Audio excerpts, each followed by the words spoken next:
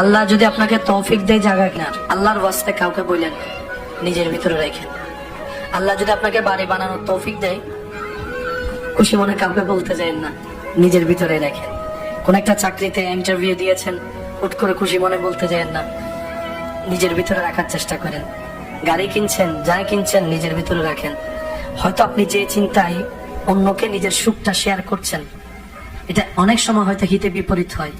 কারণ কেন বলছি এই কথাটা, শুনতে একটু অড লাগলো, কিন্তু জিনিসটা বাস্তব। কারণ বদ নজর বলো একটা শব্দ আছে, আর মানুষের কাছের প্রিয় মানুষের বদ নজরটা একটু বেশিই লাগে, নজরটা একটু বেশিই লাগে। আর এই নজর ব্যাপারে নবী রহমতুল্লাহ আলামিন হাদিসে পাকে কিন্তু সাবধান করে গিয়েছেন।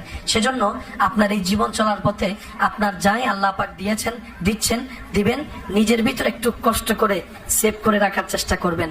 ঘটনা পরিপূর্ণ না হওয়া পর্যন্ত কাউকে বলার দরকার না হয় হিংসুক বেড়ে যাবে, ঈর্ষাকারী বেড়ে যাবে, নজর দেনেওয়ালা বেড়ে যাবে, প্ল্যানিং করে না মানেওয়ালা বেড়ে যাবে। কাজটা পরিপূর্ণ হওয়ার পরে আগে রবের দরবারে 2 রাকাত শুকরিয়ার আদায় নামাজ করবেন, যে ইয়া রব, আমি যোগ্য ছিলাম না, আমি ছিলাম মাটির, তুমি আজকে আমাকে 4 তলার উপর তুলে দিয়েছো, সুবহানাল্লাহ।